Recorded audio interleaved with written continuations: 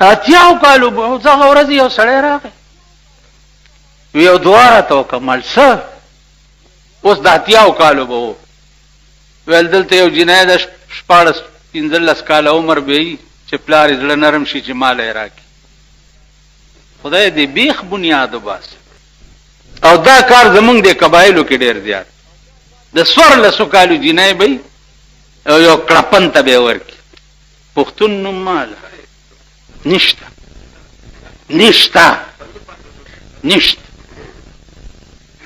پښتانه نشته دا د پښتو ټکي چې تاسو اخبار کې ګورئ زه د دې ټولو نه مخکې حامي یم زه پښتون یم او زه به د پښتون ټکی هله منم چې د پښتنو ښځې په کور کې کیني ته پوه شو په خبره د کوم پښتون ښځه چې بار سړي بویي پښتون نه پښتانه نشته او یا به مې لیونی شوه په ترجمې باټینګڼه واړي کم سړی چې په خپلې لور پیسې واړي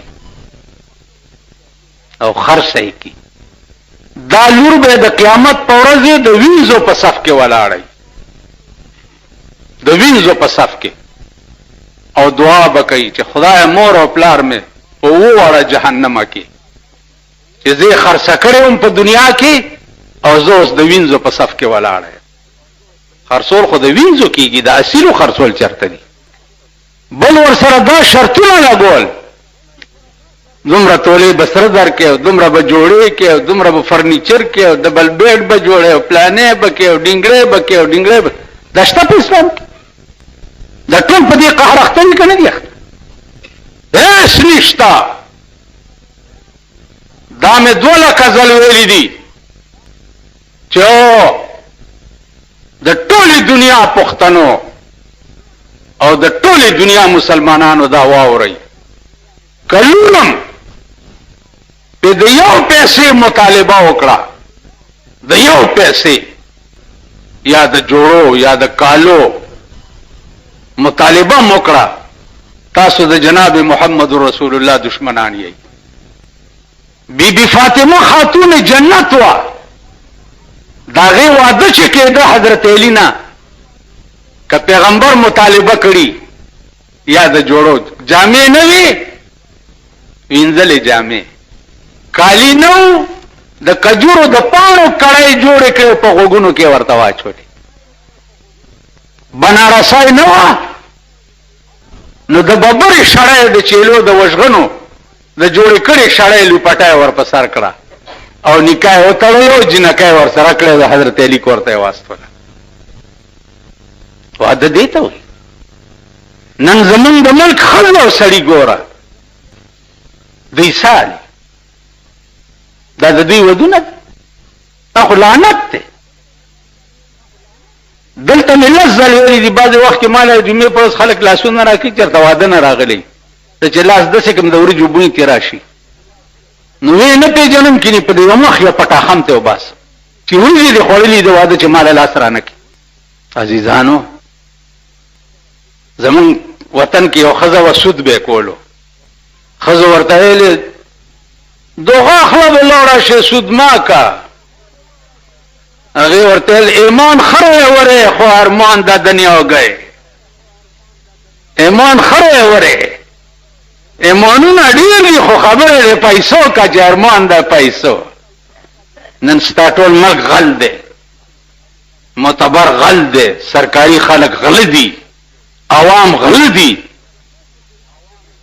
په سوزکو کې چې ناستو صحیح خدای ته ګورئ لږ د جیبونو خیال ساتئ په هر علاقه کې د ګڼکپانو ډیوټۍ لګېدلي دي پوی بم نه جیب نه به دې پیسې ویستي کور پوی بم نه کور به دله والی اوبه دې نیسي او جیبونه به دې ولټوي او مال به درنه والي یو څو پټاخې به دې موی روان نن ټول ملک غل دی که تاسو ما ته وایي چې ته څنګه یې زه م غل یم که ما ته پته ده چې د دې بد ځناور د روټۍ د رقم نه لګي او سخات ته په مړي کې لاس نیسم که نه لا چې په پیرانو پېښ شي وایي سخات نو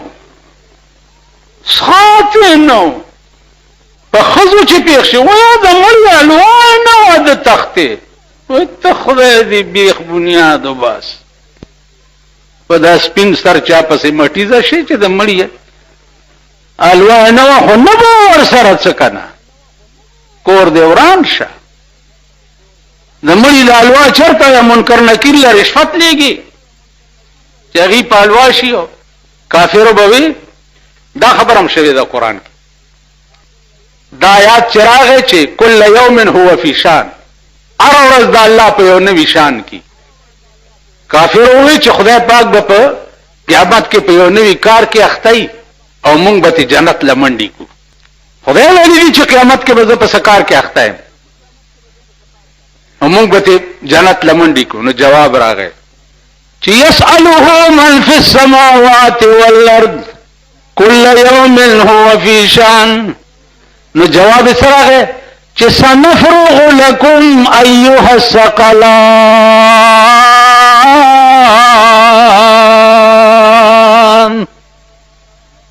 کله قیامت پر پکار کې مخته ما او د بنی آدم او د پیرانو ډلې پیریانو ډلې خدای راست ذات مې دي قسمی جزان بدر ته اوسګار کوم سنفرغ لكم ایها الثقلان زب تاسو د پاره ځان اوسګار کوم زئی برانه پکما یا معاشر الجن والانس ان استطعتم ان تنفذوا من اقطار السماوات والارض فانفذوا لا تنفذون الا بسلطان اے د پیریان او د بنی آدم وډلې کیا طاقت لري نو زئی زما د اسمانونو زما د زمکونه وزئی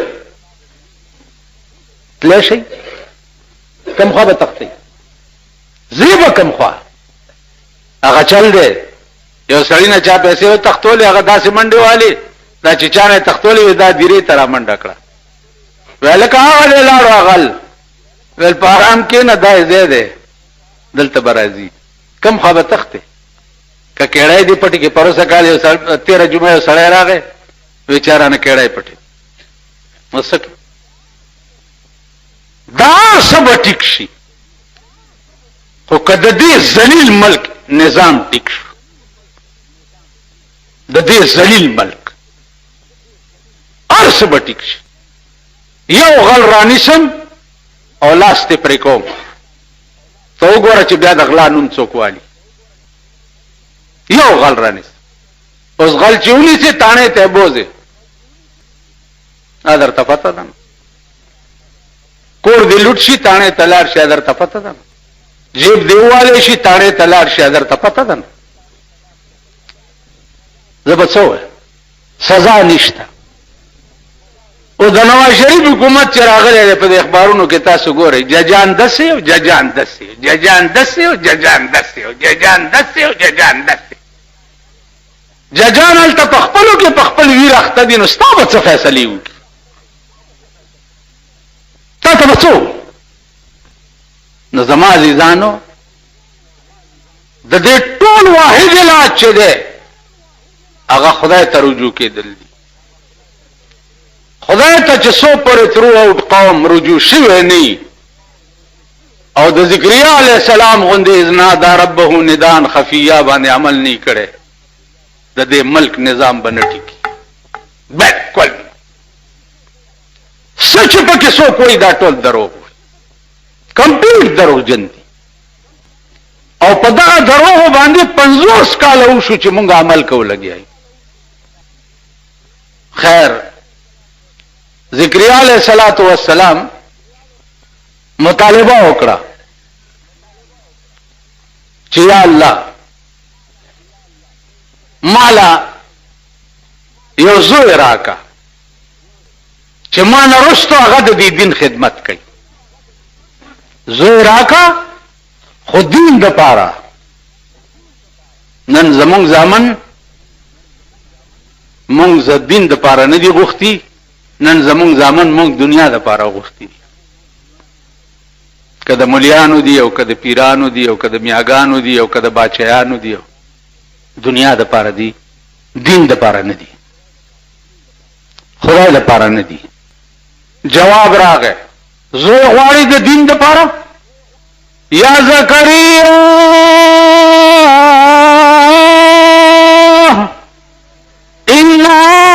ونبشرك بغلام اسمه يحيى. اے ذکریا علیہ السلام زیر در کوم پیوزوی باندے چنام بی یحیاوی زوم در کوم و نامم ولما کی خوا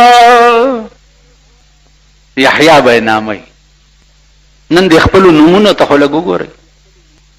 د چا نامه لرګی دی، د چا نامه چینار ده، د چا نامه جمټ ده، د چا نامه توت ده، د چا نامه بیره ده.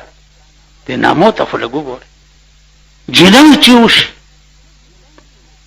ښځو د ډمو نامې خوښې کړي د ټلویزیون د برکته.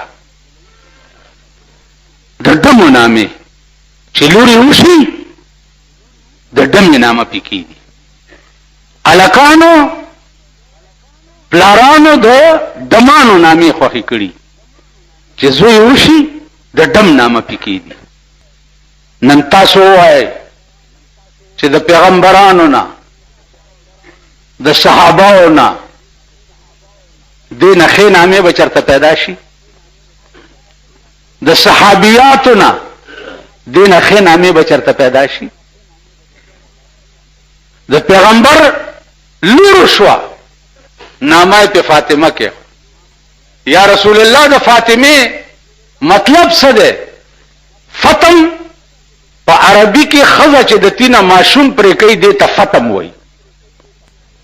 وای په دې مې فاطمه نامه ځکه کېښوه چې د قیامت په ورځ به دا زما امت د جهنم نه بچ کوي، جهنم نه به پرې کوي. د هر یو نامې به دا مطلب. عائشه، الله اکبر، هغه عائشه چې د اسمان نه به خدای صفایانې کولی، هغه عائشه چې پیغمبر سره نکاح په اسمانونو کې تړلی شوی، په اسمانونو کې. دینه ښې نامې به چېرته پیدا شي. خدیجه، هغه خدیجه چې پیغمبر د غار حرا نه راغی سره لوی پې راله او خدیجه مسلمان هم نه وه او ورته وایي چې محمده ګبراوېږه ما، ستا د شان و شوکت نه داسې معلومیږي چې الله به تا نه ډېر لوی کار اړي. لا مسلمان هم نه وه. زمونږ دا پودرې مسلمانانې دي، خدای راستي که د سړي توب خبره درته وکړي چې زړی شي ولا تور رنګونه راوړي چې په سر یې مږه چې ځوانه ښکاري. او دا مالدارې چې دي که نه دوی چې دا مخ چیچړې وکړي نو امریکې ته لاړی شي پلاسټک سرجري وکړي، دا سرمنې ولا راکاږي چې بیا جینۍ ښکارم. وښایم درته چې چا چا کړي دي. ماله د پاکستان 3 کسونه کونه نه پټېږي. واورئ، مولانا، داینا او ډاکټر نه. مولا یې په تخته دا سنبی وګوري. وښایم درته،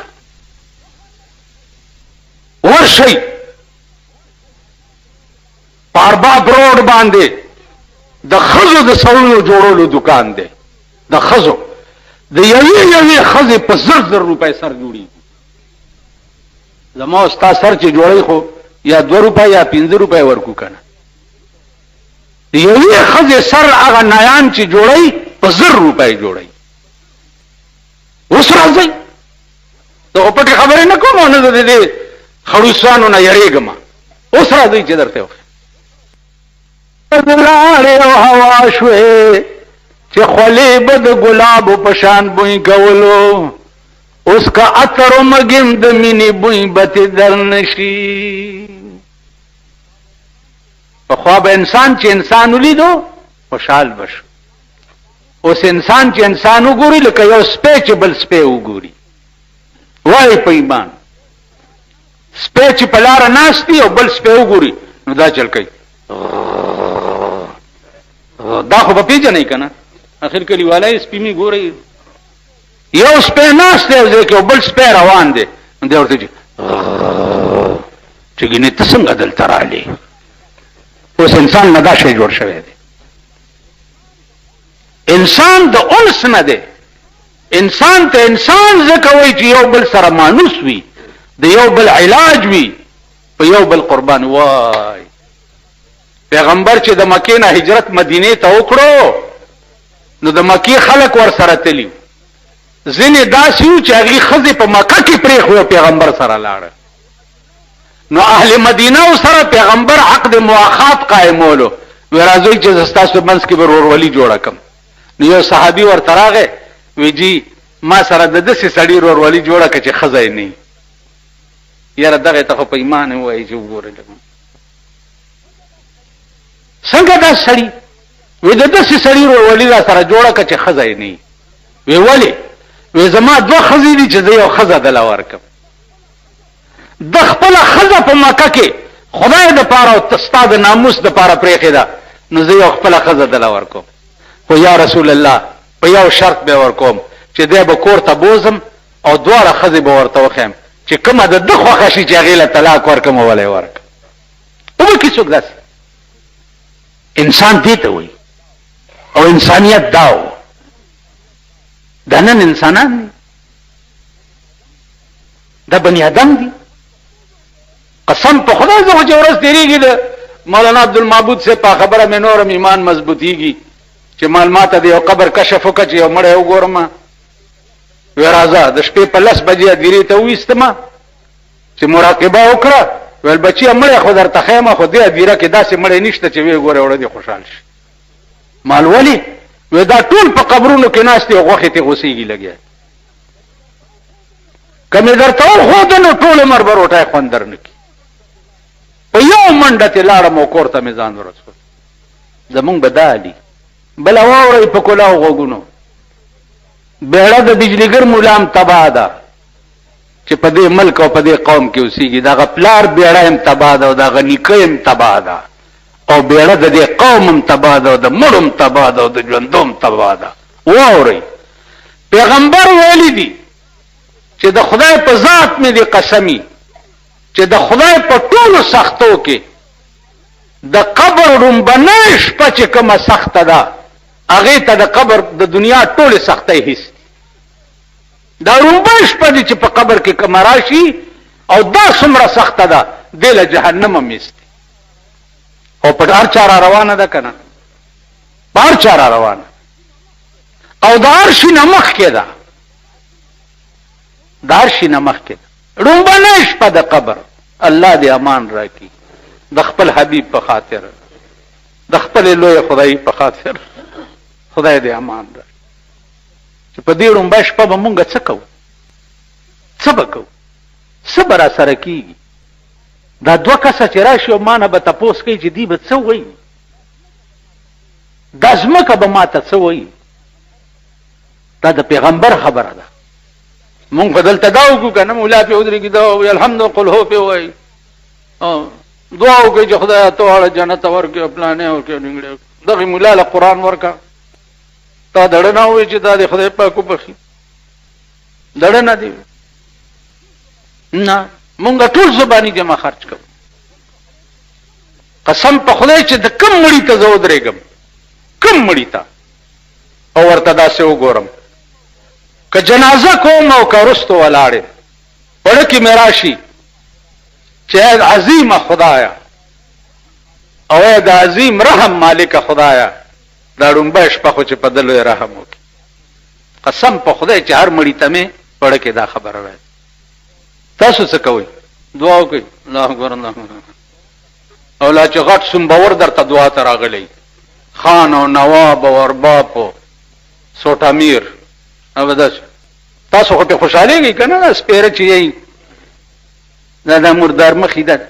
ارباب صاحب راغی مامنه د دې ځای ده چې دې ځای کې د د دې ځای نه نه یې ویستې په اسمان کې اثر نه کوي. دا ټول دروغ دي. دې ځای نه به وباسي نو د اسمان رحم به در باندې راځي. نو خدای ورته وایي تر کومه پورې به الله بندگانو دا قوم په دې عظیم قهر اختی؟ تر کومه؟ خدای ته وګورئ کله خو سمم شئ که نه؟ کله خو سمم شي. رحمان بابا وی ولی نګوري و ما تسم پس، ولی نګوري و ما تسم پس، زیاتوي د غم زدا غم پس. ستا په عشق چې ما ګوري علم جاړي، ستا په عشق چې ما ګوري علم جاړي، نو جړوي را سره نور لمپس. په مطلب دې د سرو شونډو نه پوهېږم، په مطلب دې د سرو شونډو نه پوهېږم، چې مسکین د زړه هردم پس. رحمان خود پخپله ګرم دی چې مین دی، ولی نور لمی بولی ګرم پس. کله خو جفا وفا مو که کنه، خدای بنده ټول عمر به بې وفایي کې، ټول عمر به کوږي، تر مرګه به کوږي. چې هلک وي وران وي، خو چې ځوان شوي ټیک شوي، چې ځوان وي وران وي، چې بوډا شي کور دی لوټې لوټې شه ټیک شه کنه. هغه ورځ دکان ته دوایي ته یو بوډا راغلی، خدایه چې د هغه خبرې مې واورې، ما څه ټوکې ورسره وکړې، ما کاکا دا دوایي خو د طاقت مولا حسن یو داسې ناپړي ته یې وویله چې بس ما چپ شو. دا د بوډاګانو نو مال دا اوس دې سره جوړېدو چې د ګیرې نه یې ونیسم او په دا خوله خوله، په دا خوله خوله چې یو غاښ یې په خوله کې پاتې نه شي او شونډې پې دومره دومره وپړسومه چې د ده مړي چې خبره بیا ونه کړې شي. دا بل شعر واورئ، وہ شقی ازلی نصیحت عالموں کی کب سمجھتے ہیں، انہیں لازم ہے سمجھانا بضرب خنجر فولاد. ازلی بدبخت چې دی په نصیحت نه ټیکېږي، ازلی بدبخت چې دی فولادي چورایي او خبره وکړي او تراک شي او دا سر ته هلته لړکي. په دې سرکونو درته یو څو سرونه غورځوم، ته وګوره چې دا خلک د سړي زامن کېږي که نه کېږي. په خدای دې په دې 50 کاله کې د پاکستان باندې داسې نظام نه دی راوستی، او دا اوس نظام چې دی دا خو د پروردګار د ماښام نه وروسته مخکې دې مونږ خلاص. په دې کې خو د هر ارامتوب دروازه کولاو شوه، د هر ارامتوب، د غلا کولاو شوه، د ډاکې کولاو شوه، د زنا کولاو شوه، د جوارۍ کولاو شوه، د بلو پرنټونو کولاو شوه. اوس ته ماته ووایه چې حکومت پټانګه کې به تصویرونه ایښي، پرونه بربند سړی پټانګه کې کېنولی بایسکوپونه والا بربند او ډوړکیا ورسره ډنګه ډیچا ډنګه ډیچا ډنګه ډیچا او بربند خېټاورې پکې کېنولی، ورڅه ښکارېده چې راشي د پلاني بایسکوپ کې دا فلم چلی. نو خدای م هلاک که چې هلاک شي، خو پابندي پې ولګوئ نو دا بایسکوپونه چاته معلوم نه دي. دا د سوټمار زامن خو هر ماښام چې ګورې پکې ناست دي او پکې ولاړي که نه، خلک خواص هم درځي که نه، نو پټانګو کې سړه په سرکونو ګرځوئ. دا د رزیلو حال دی. د شریفو حال څه دی؟ په موټر کې صاحبه موټر به جوړ کړی، یو ګنټې او دغه به پې لګولي او مخکې په ډګډګي به سړی ناست دی او کیمره به یې نیولي، د فلاني جنج روان دی. هغه ورځ یو جنج تېرېدو دی بالا مڼې کې، غالک ته مې چوکته که نه یاره داسې مردار شکل یې و، ما دنه به بېګاله دا ښځه تښتي د ده دې شکل ته چې وګوري. هغه ته هم کیمره نیولې وه او فوټو یې ویستو چې جنج روان دی. څه وکړم؟ هېڅ نشم کولی. خدایه ته ښه پوهېږي. ای الله غیبي انقلاب راولې په دې پاکستان، غیبي انقلاب. خدایه چې سحر را پاسو او داسې انقلاب راغلی چې کچا کلت کړی او سر ته پرې کوي. قرآن کې راځي سورت مریم کې طه کافها یا عین صاد ذکر رحمت ربک عبده زکریا. اس کافها یا عین صاد دا 13 جمعه د حروف مقطعات و باس ما تاسو ته کړو. اوس زکریا علیہ السلام نیمه شپه ده او په کوټګۍ کې ناشته ورسره یو فکر پیدا شو. فکر دا پیدا شو چې ما هو ټول عمر خدایا ستا د دین په خدمت کې تیر کو، اوس زه یریږم چې د کوم دین خدمت چې ما کړی دی یا الله دې خدمت د پاره ما نه رستم یو وارث پکار دی، یو سړی ما نه رستم پکار دی چې د دې کوم باغ خدمت ما کړی دی چې دا باغ را نه خراب نشي. څه وایي؟ کاف یا عین صاد.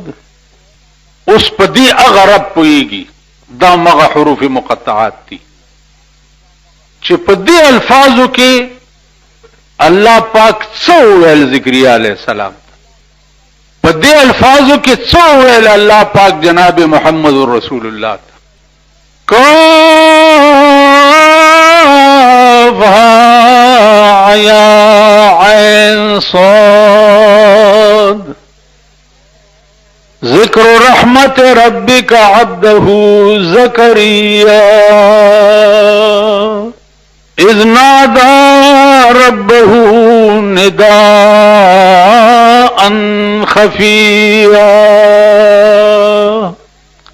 قال رب إني وهن العزم مني واشتعل الرأس شيبا ولم أكن بدعائك رب شقيا وإني خفت الموالي من ورائي وكانت امرأتي عاقرا وقد بلغت من الكبر عتيا. سوال څنګه کوي؟ اذ نادى ربه نداء خفيا. الله تعالی چې کوي نو आवाज کوي خو ډېر غلې او ډېر پرو. هر دعا چې کوي او ځان له کوي نو ډېر غلې او ډېر پرو چې یا خدای په خبري او یا ستا زړه په خبري. څه وایي؟ قال رب إني وهن العزم مني واشتعل الرأس شيبا. اے اللہ بوڑھا شما، کمزور شما، سر میں سپن شو، د بدن ټول اعضاء میں کار پرے ہو. وكانت امرأتي عاقرا وقد بلغت من الكبر عتيا. خزم بډایدا او زمغه انتها درجه د ضعف تر رسیدلې ما، لیکن ولم اكن بدعائك رب شقيا. اس توتیه تمهید دی د دعا د قبول د پاره. لکه زه استاد وایم چې دا فلانه کار مې ده، تا مخکې ما سره ډېرې مهرباني کړې دي، اوس مې بیا د یو مهرباني درخواست ده. نو کته انسان هم پړ کې به سره هم راځي. اوس یو خو هغه ده چې دړه دې د زناوري هغه ځکه رحم نه راځي،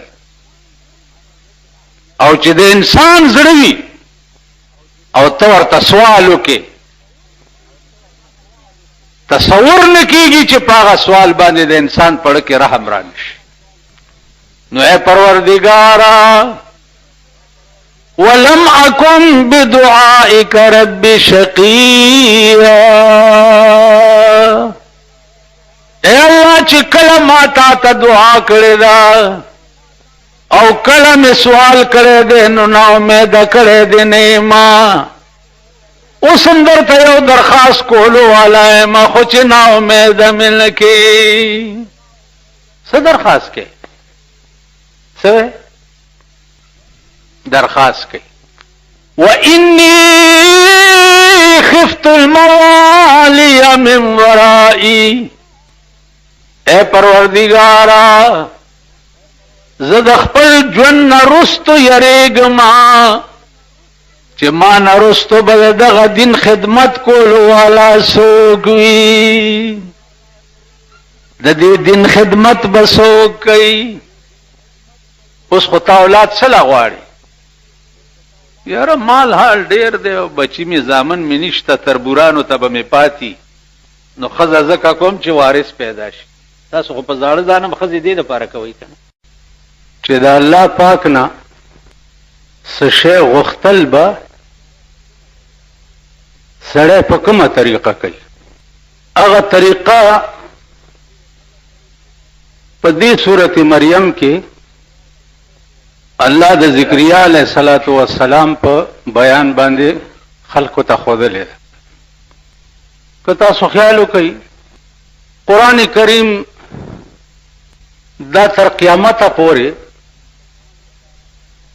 د مسلمان د پاره لا عمل دی او د هر شي طریقه کار چې دی هغه الله پاک په قران کې خودلې دی بیا که یو سړی دا وایي چې بعضې خبره قران کې نشته نو عزیزانو دا یاد لرئ چې اول مفسر د قران کریم 6,000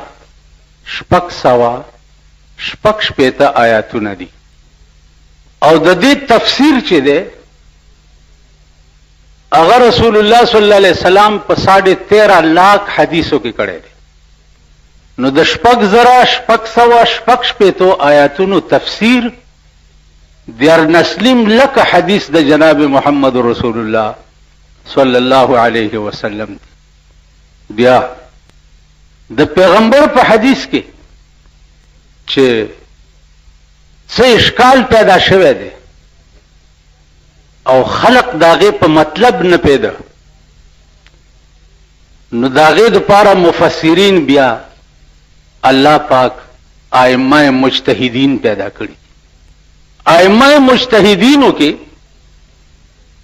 اول نمبر مجتهد چې و هغه امام ابو حنیفه رحمت الله علیه بیا د امام ابو حنیفه رحمت الله علیه د وفات په شپه باندې الله پاک امام شافعی رحمت الله علیه پیدا کړو په کوم شپه چې امام ابو حنیفه وفات شو نو په ما شپه باندې امام شافعی پیدا شو دریم نمبر بیا امام مالک کو زتا شته په ایمان وایم او بیا درته په ایمان وایم چې د دې خلکو درد د دې قران او د دې حدیث په زړه کې که تاسو وګورئ نو عمر لبا روټه خوندر نکی چې دام لا زړه او دام لا عشق او دام س درد بیا په دې ائمه مجتهدینو کې امام احمد بن حنبل رحمت الله علیه عزیزانو دا خلقو چې پیغمبر ته سرش پکشلی کالا نزدې خلقو بازو پکې هغه سترګې لیدلې وي چې کوم سترګو جناب محمد رسول الله لیدلې خو بیا د دې خلقو ژوند د امام ابو حنیفه ژوند که تاسو وګورئ په یو رمضان کې دا اوس بله ورځ روژه تېره شوې ده په یو روژه کې به 1 ختمونه د قرآن امام ابو حنیفه کول 1 سحر نه به چې شروع شو ماښامه پورې به یو ختم وکړو بیا به مونځ تراویح وغیره چې وشوي او بیا به شروع شو تر سهاره پورې به بل ختم. اوس خلکو ته ما ته یو ملا ووایي چې یاره ما ته دې کې لږه اشتباه ده، د ملیانو داسې ډېر خوند نشته. دې کې اشتباه ده چې امام صاحب 40 کاله د ماسخوتن په اودس د سحر مونځ کړی. وی چې دا لږ زما خیال کې نه راځي. مال دا ستا خیال کې ځکه نه راځي چې ستا په خېټه باندې هره شپه ډبلی ماتېږي، دومره بلا دې واډي که نه، نو تا د خوب یقیني درځي. ته د امام ابو حنیفه هغه خوراک هم وګوره، هغه څکاک هم وګوره. خوب چې کوم شی سړي له ورولي هغه شي ته دا ائمه مجتهدین به نږدې نه ورتله، نږدې. بل دا چې خوب عاشق سړي له نه ورځي، خوب بېغمه سړي له ورځي. رحمان بابا وایي چې په زړه د یار غم وي څه به خوب کا، چې په زړه د یار غم وي څه به خوب کا، هر چې تا غوندې غمجن وي څه به خوب کا. خوب خندا په بېغمۍ کېږي رحمانا، چې په زړه د یار غم وي څه به خوب کا. خوب خو په بېغمۍ کېږي، د چا په زړه چې د یار غم یې هغه له خوب ورځي، هغه خوبونه کوي. نو زما عزیزانو ما هغه ته مولانا صاحب خبرې ما سره ډېرې مه کوه او لار لنډوه، خبرې ما سره ډېرې مه کوه. وی چې ولې ملځه لیونی یم، کېدای شي لاس مې خطا شي چېرته یو پړق در نه وباسم، خبرې مه کوه ډېرې. په باب د دین کې 3 قسمه خلقو متعلق به ما سره خبرې نه کوي. یو صحابه، یو ائمه محدثین، یو ائمه مجتهدین. د دې 3 قسمه خلقو متعلق به ما سره خبره نه کوي. کوم خلق چې پیغمبر ته نږدې د دین خدمتګار پاتې شوي دي، اصلي مسلمانانو مغه خلقو. تاسو پوه شئ په خبره؟ پیغمبر ته نږدې. زه د شیعو سره کله کله د محرم کې ګډبړي، نو د تیر محرم کې مې د شیعو مولا ته ووی ما لکه خبره واوره، ته په ایمان یې ووایه چې ته په خپل کور کې خپلې ښځې سره فیصله کولی شي چې هغه څه وایي ستا او د هغې جوړ راځي. ویل نه چې ډېرو خبرو کې اختلافات هم سره راشي.